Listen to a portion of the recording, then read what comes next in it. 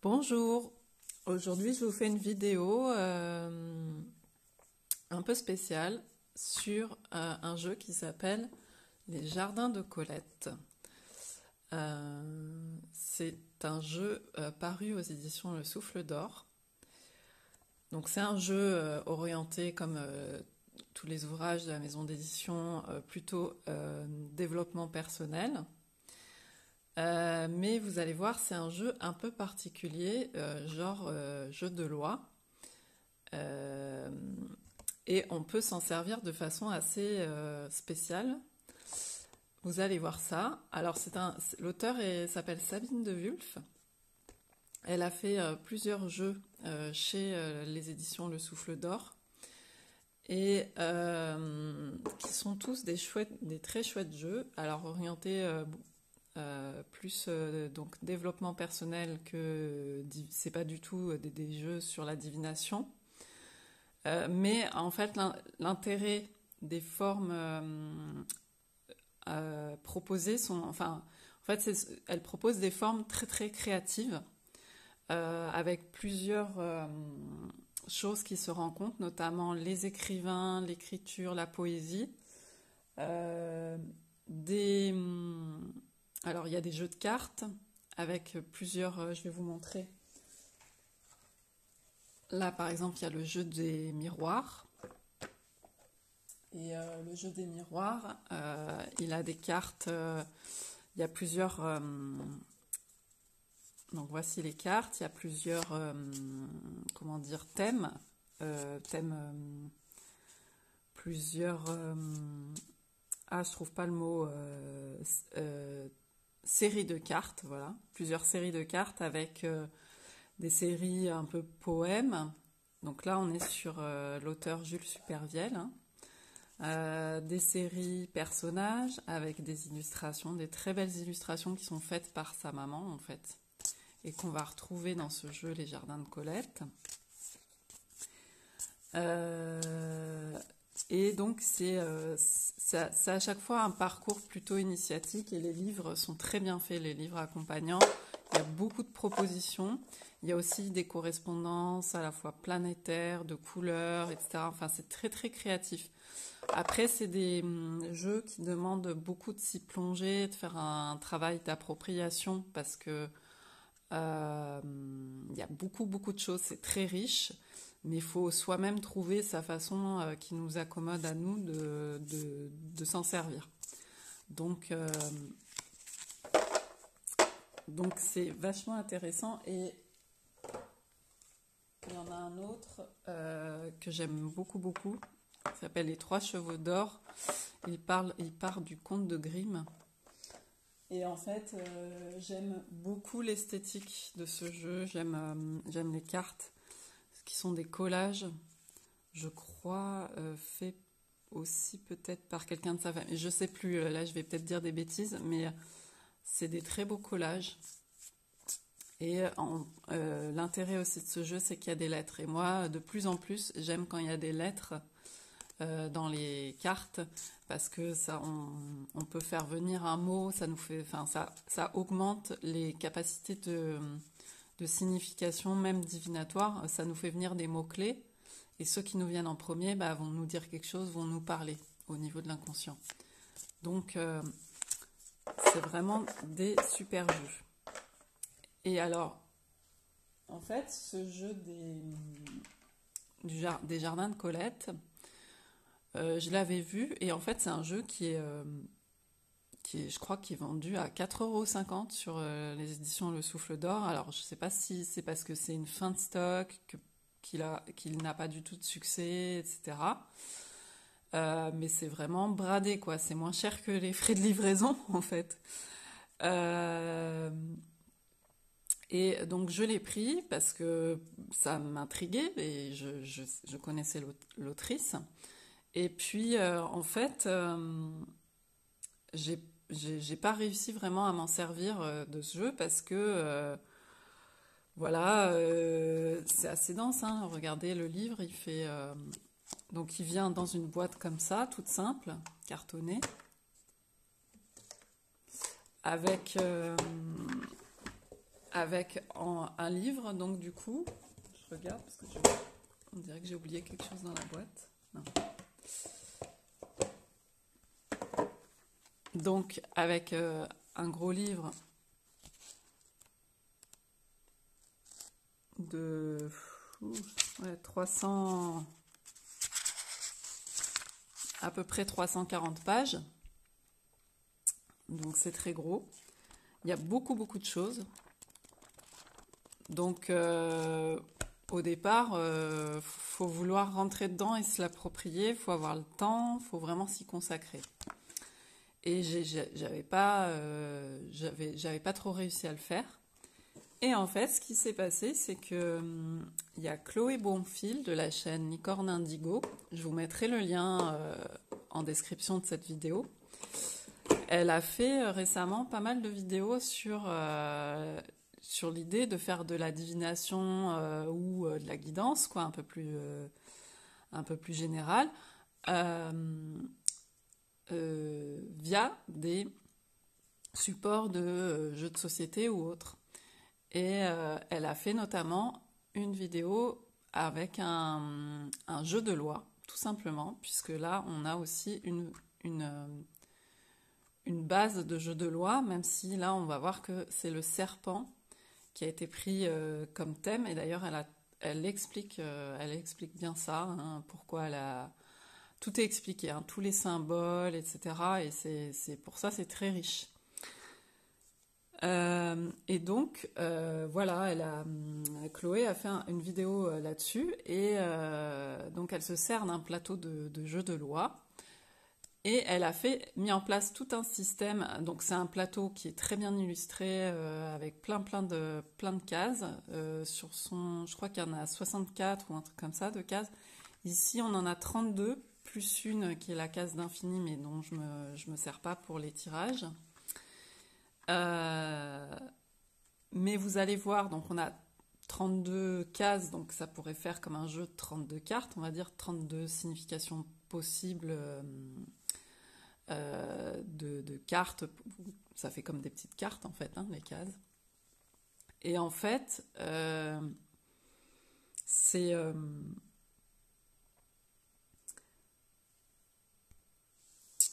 vous allez voir qu'on peut aller au-delà des 32 significations, puisque bien sûr, bon, déjà une case a plusieurs significations, mais ensuite on peut superposer des couches de lecture. Donc c'est ça qui est intéressant. Je vais vous montrer comment je fais après. Du coup, ça augmente carrément la richesse de la lecture derrière. Donc c'est ça qui est intéressant. Et en fait, pour trouver cette façon de faire, ce qui m'a complètement débloqué, c'est de voir cette vidéo de Chloé où elle expliquait avec son jeu de loi, avec des illustrations. Donc elle a attribué des interprétations divinatoires à chaque case et chaque illustration.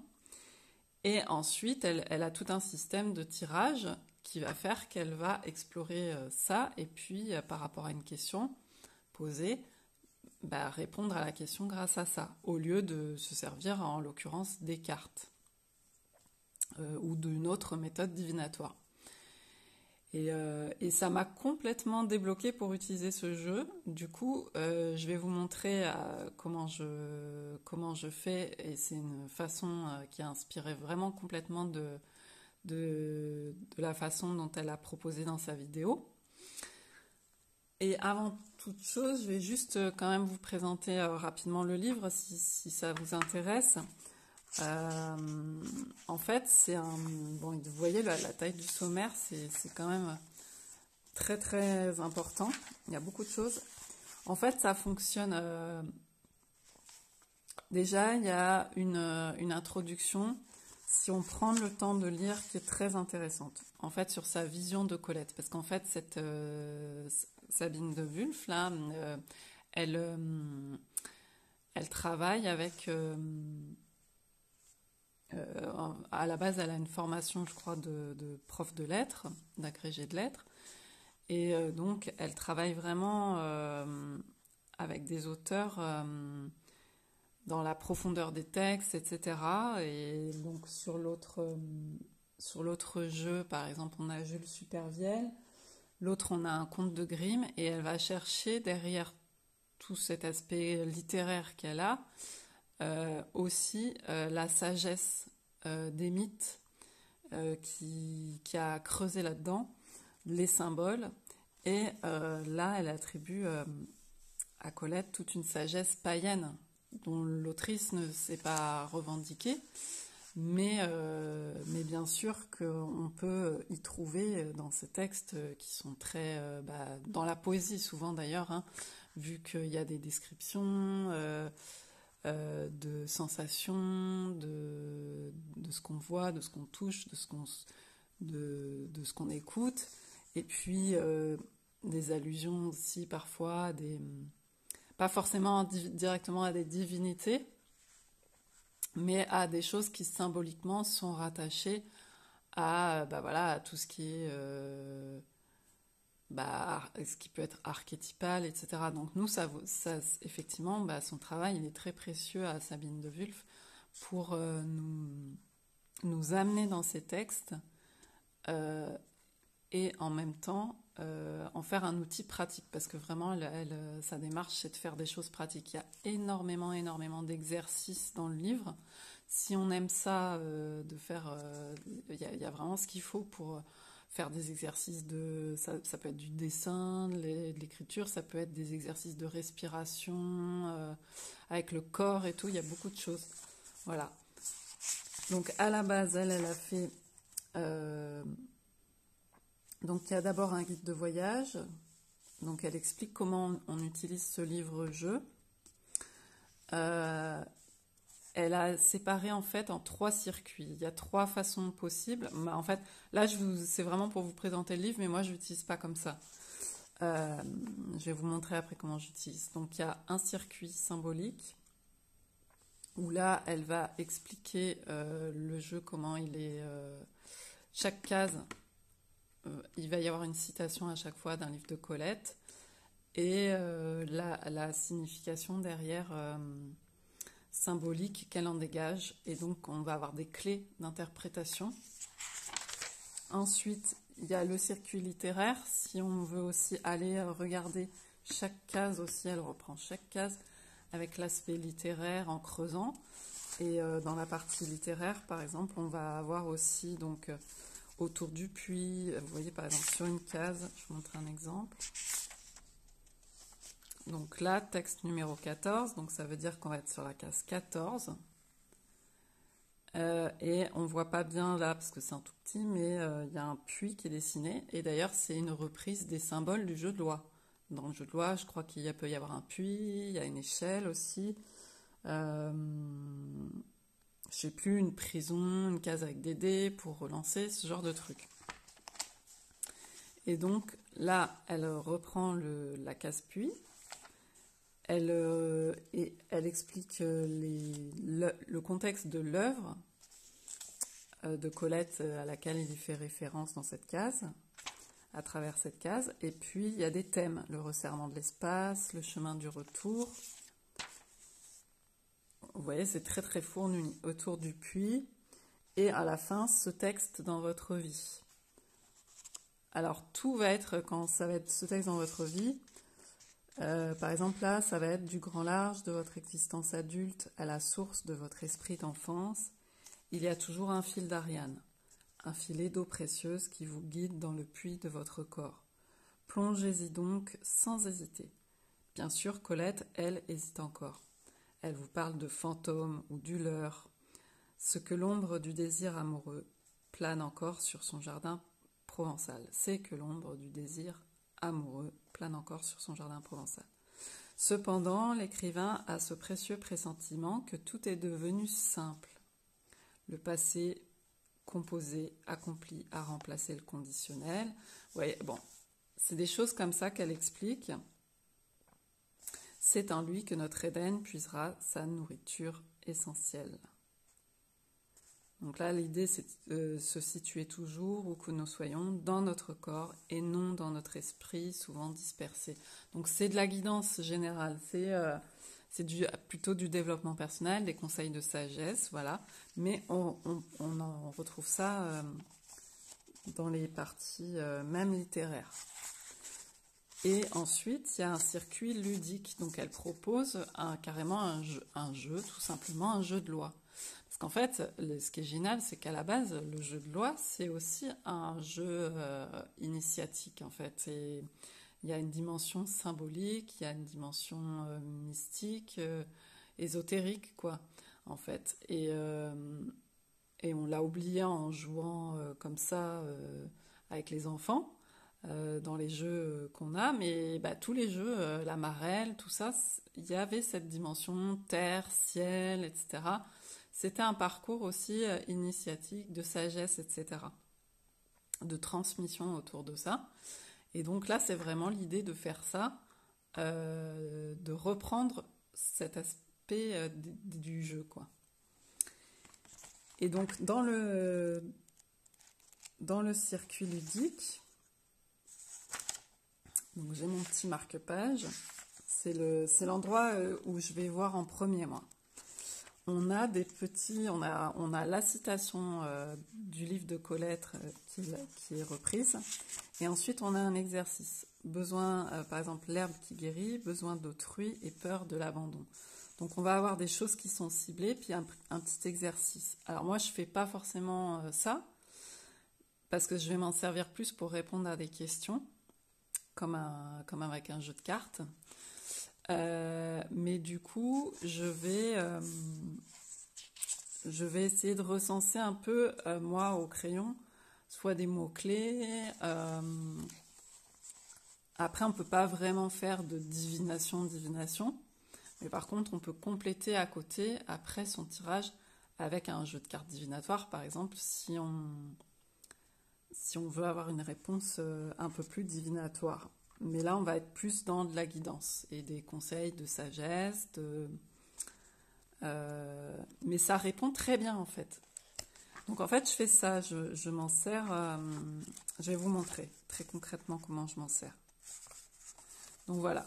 En gros, pour le livre, l'introduction est vraiment très intéressante, mais je ne vais pas rentrer dans les détails, sinon la vidéo sera trop longue.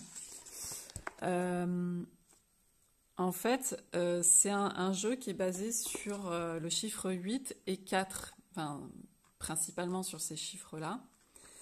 Donc, c'est intéressant parce qu'on peut vraiment faire un système que je vais vous montrer. Donc, encore une fois, c'est Chloé Bonfil qui m'a donné cette idée. En gros, on va d'abord, j'ai fait des cartes avec des listes de questions. Avec 8 questions. Parce qu'en fait, on a un dé à 8 faces.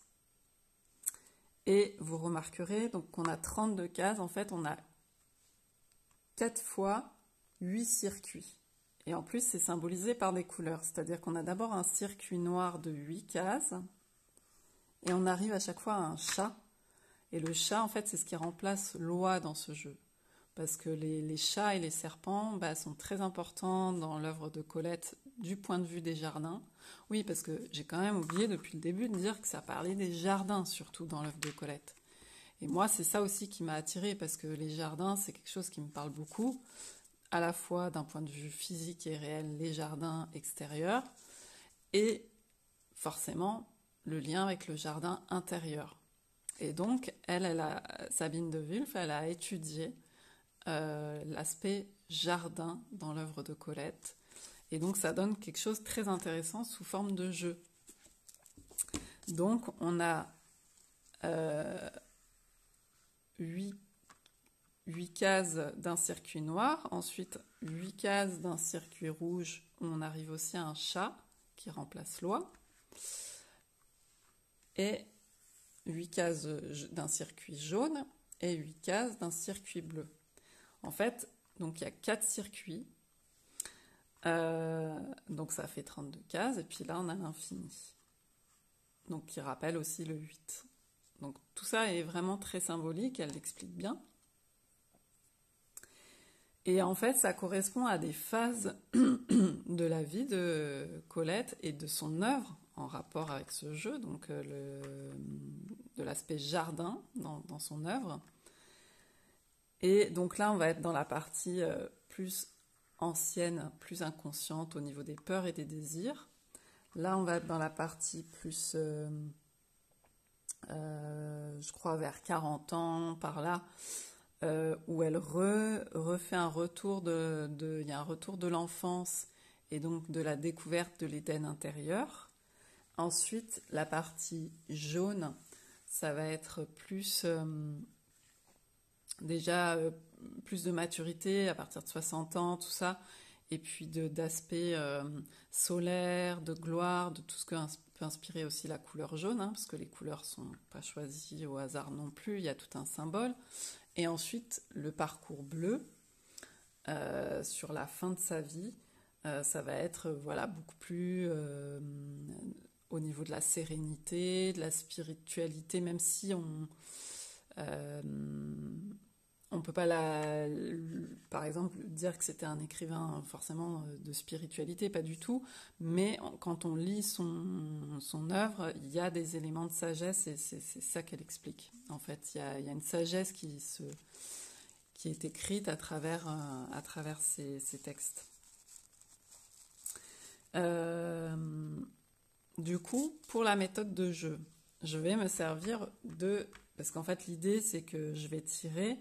Mais si je tire, si j'ai une question par exemple, et que je tire avec mon déduit case, je vais toujours passer par les mêmes premières cases. Donc en fait l'idée c'est de s'envoyer dans chaque partie du jeu. Enfin d'avoir la potentialité quand on tire d'aller explorer soit ça, soit ça, soit ça. Et d'ailleurs, soit ça. Donc ça va être à chaque fois un élément d'information aussi dans la réponse. Donc en fait, méthode Chloé Bonfil, j'ai pris des cartons, j'ai listé 8 questions, puisqu'on a un dé de 8 par carton. Alors je crois que j'en ai fait que 7, il m'en manque un 8e, mais je pourrais même en faire encore plus. Mais voilà, peu importe, hein, ça peut être moins aussi. L'idée c'est d'avoir des cartons et on va déjà tirer un carton pour voir sur quelle question le jeu veut nous amener.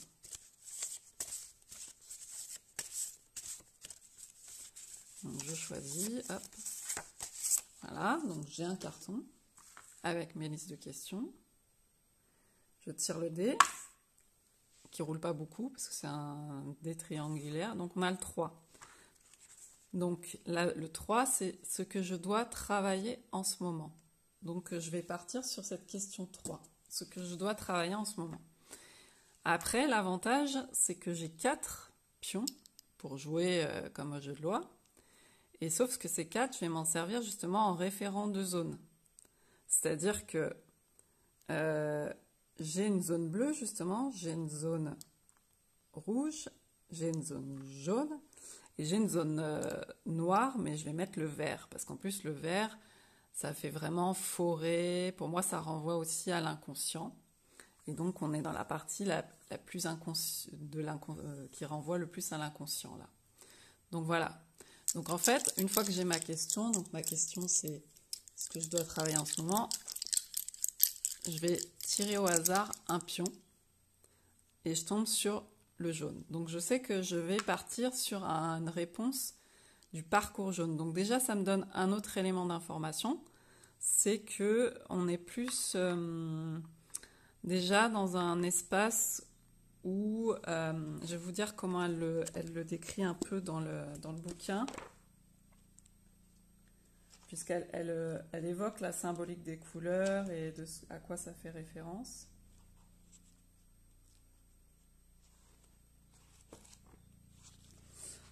Donc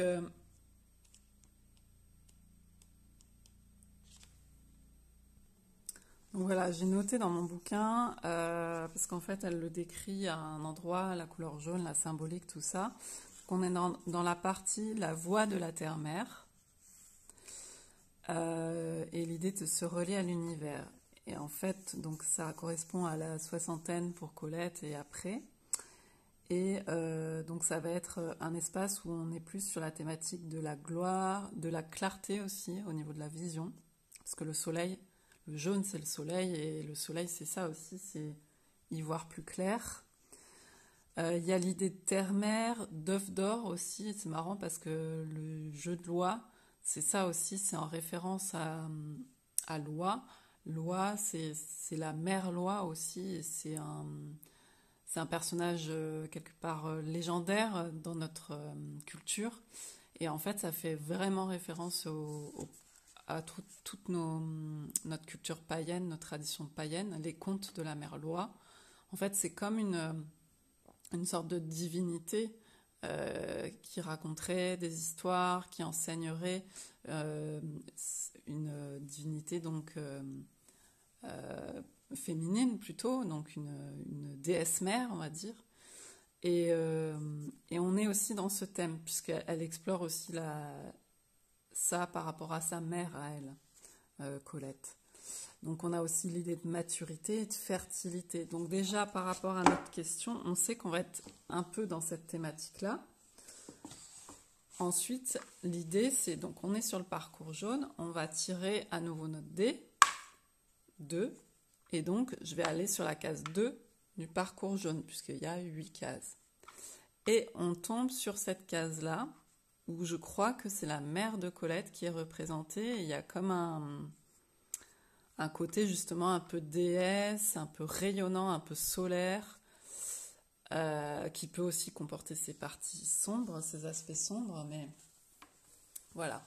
Donc c'est la case 18. Donc du coup, en fait, ce que je fais, c'est qu'après, je vais regarder dans le livre. Et moi, je travaille petit à petit, parce que je ne connais pas toutes les cases encore, mais les messages par rapport à ce que je... Donc je me note des mots-clés pour après, plus tard, aller plus vite dans les messages. Donc là, on est sur la case 18 qui s'appelle la rose des vents, parce qu'on a une forme un peu aussi comme une boussole. Voilà. Alors le texte, c'est la citation de Colette, c'est le livre Sido, et Sido, c'est sa maman, justement. Mon imagination, mon orgueil enfantin, situait notre maison au centre d'une rose de jardin, de vent, de rayons, dont aucun secteur n'échappait tout à fait à l'influence de ma mère. Donc on voit déjà tout de suite l'emprise, le côté à la fois quand même très influent, très prenant du personnage de sa mère. Et donc après, elle nous propose un exercice qui s'appelle le beau rôle. Quel rôle principal avez-vous à jouer en cette période de votre vie ? Il peut s'agir de votre métier, de votre rôle de parent, de fils, de fille, d'amis, d'épouse, etc. D'époux, enfin voilà, plein de... Observez-vous mentalement dans ce rôle et acceptez celui-ci le plus profondément possible pour sentir que vous occupez complètement votre place dans la rose du cosmos. Devenez un véritable acteur de votre vie. Voilà, donc ça c'est une piste, mais justement on peut travailler le message par rapport à ça, sur quel est notre rôle, le côté soleil aussi, du coup ça va être il va y avoir l'idée de prendre ses responsabilités dans la vie, donc ça veut dire aller aussi faire ce travail aussi de voir toutes ces facettes à la fois lumineuses et sombres par exemple, pour se connaître mieux et pouvoir assumer tous ces rôles, embrasser toutes ces responsabilités, voir pour nous aider à choisir aussi ce qu'on veut, ce qu'on ne veut pas dans la vie. Puisque là, ma question, c'était ce que je dois particulièrement travailler en ce moment. Donc peut-être, il y a cette idée de rôle qui va rentrer en jeu. Après, je vais aller donc dans la partie du circuit symbolique pour voir un peu les symboles qu'elle a mis en avant, Sabine de Wulf. Donc, elle nous parle de la rose des vents, qui est la représentation symbolique des 8 directions de l'espace. Donc, vous voyez que le 8, il est très important toujours. Donc, il y a les 4 points cardinaux, les 4 points intermédiaires, nord-est, nord-ouest, sud-est, sud-ouest. Elle représente donc l'espace aussi. Donc, j'imagine que ça va être de travailler aussi sur l'espace autour de nous et nous où on se situe dans notre espace. Donc, d'où la thématique du jardin aussi, parce que le jardin, c'est un lieu clos, c'est un lieu où on veut faire aussi un espace qui soit un peu notre Éden, etc. Donc à l'intérieur de ce symbole, vous en distinguerez deux autres. Donc le chiffre 8, symbole traditionnel de l'équilibre, de l'infini et de l'éternité. La rose aussi, comme autre symbole, symbole de l'amour, de la nature. Donc en transfigurant son jardin natal avec poésie et humour, l'écriture de Colette le transforme en une rosace au centre de l'univers. Là, je vais passer, sinon ça va prendre trop de temps.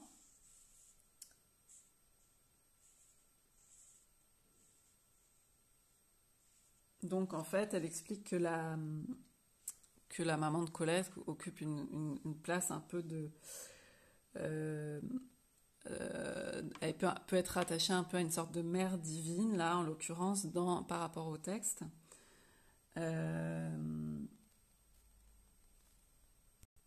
Oui, donc là, le texte, justement, ça va reprendre un peu ce que j'ai dit tout à l'heure. En termes plus modernes, il peut s'agir pour nous d'accepter entièrement chacun des rôles que la vie nous impose. Dans notre vie quotidienne, il est utile que nous devenions plus conscients du moindre des rôles que nous jouons, celui de parents, d'amis, d'époux, mais aussi ceux qui nous incombent dans notre métier, dans une tâche ménagère ou même dans une file d'attente. Si chaque seconde de notre existence s'accompagnait de l'acceptation pleine et entière du rôle que nous jouons, quel qu'il soit, nous deviendrons vraiment acteurs, actrices de notre vie, à l'aise dans n'importe quelle distribution, etc. Donc c'est une idée d'accepter son rôle et de travailler là-dessus.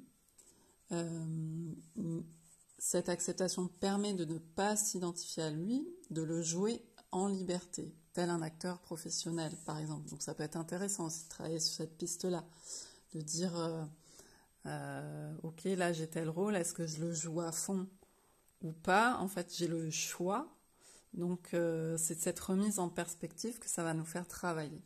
Donc puisqu'on parle de qu'est-ce que je dois travailler en ce moment, notre question à la base c'est ça.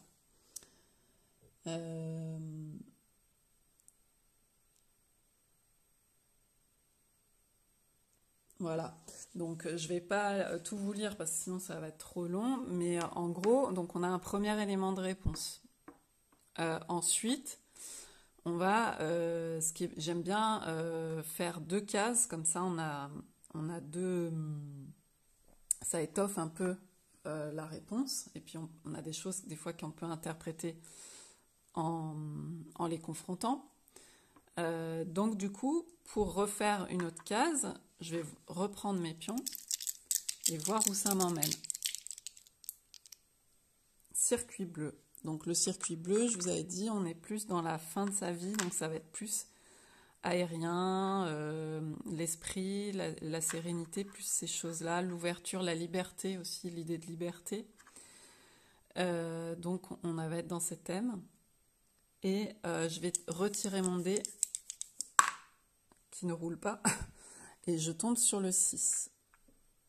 Donc pareil, on peut aussi penser aux chiffres. Là, on a eu le 2, là, on a eu le 6. Le 2, ça fait penser au relationnel. Donc mon rôle aussi, là, vu qu'on parlait de mon rôle, je vais peut-être travailler aussi la dimension relationnelle aux autres, puisque je ne suis pas toute seule. Il y a l'espace, mais il y a aussi le relationnel, comment je me situe par rapport aux autres, comment j'interagis, qu'est-ce que je cherche. Enfin, voilà, tout ça à travailler. Et le 6, c'est aussi, moi ça me fait penser au tarot, la carte de l'amoureux, dans le tarot de Marseille par exemple, où c'est l'idée de choix, c'est l'idée aussi il y a aussi cette dimension relationnelle, donc son positionnement par rapport aux autres en pied d'égalité, voilà, ce côté-là. Donc 1, 2, 3, 4, 5, 6, et on tombe sur la case 30. Alors la case 30, elle, je l'ai déjà vue, on voit la fenêtre ouverte, on a des tournesols, on a un chat. Alors vous verrez aussi que le chat est très important dans tout le jeu, puis dans l'œuvre de Colette, et dans sa vie aussi. Et là, on a une idée de broder. Donc il y a une dimension très se plonger dans son activité dans l'instant. et on voit une rose et je crois que ce sont des myosotis qui sont représentés. Donc il y a aussi une symbolique autour de la rose, des myosotis. On va voir très rapidement dans le livre. Donc je vais toujours sur mon parcours ludique, je vais à la case 30, qui s'appelle Les fleurs du silence. Et là on a une citation: je n'y suis pour personne, sauf pour ce myosotis quadrangulaire, pour cette rose en forme de puits d'amour, pour le silence où vient de se taire le bruit d'affoulement que produit la recherche d'un mot. Donc l'ouvrage, c'est l'étoile Vespère. Donc le silence de la pensée. Donc il y a l'idée aussi de faire taire le mental. Là, hein. On est plus dans l'idée de se plonger, de s'absorber.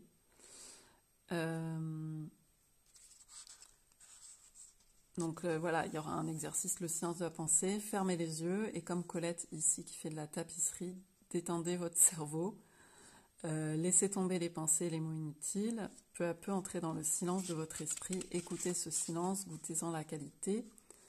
Et puis alors, si on fait le parcours, on nous dit de reculer à la case 26, mais si on fait le parcours en tant que jeu. Et d'ailleurs, elle renvoie à cette carte à cette case, pardon, qui est la case où on voit des graines, comme des graines de pissenlit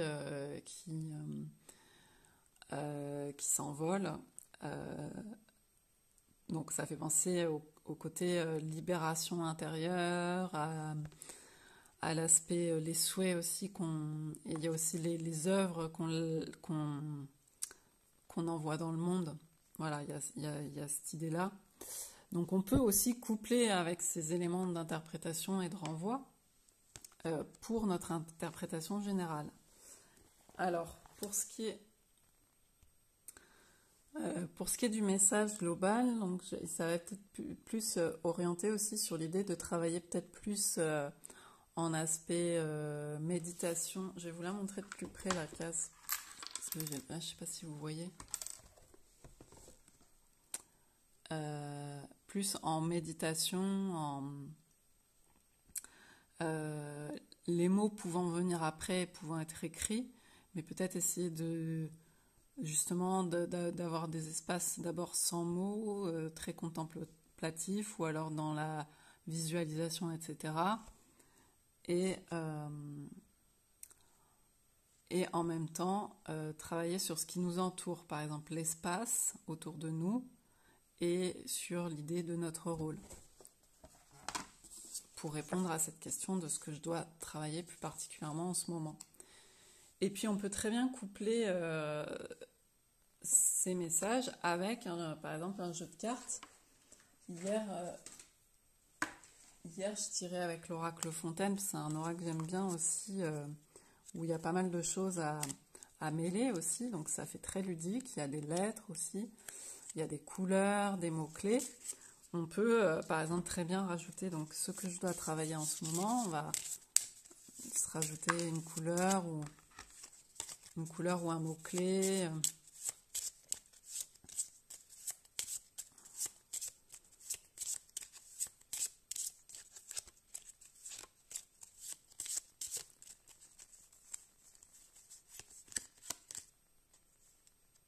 Il y a l'idée de fertilité, donc il y a peut-être aussi cette notion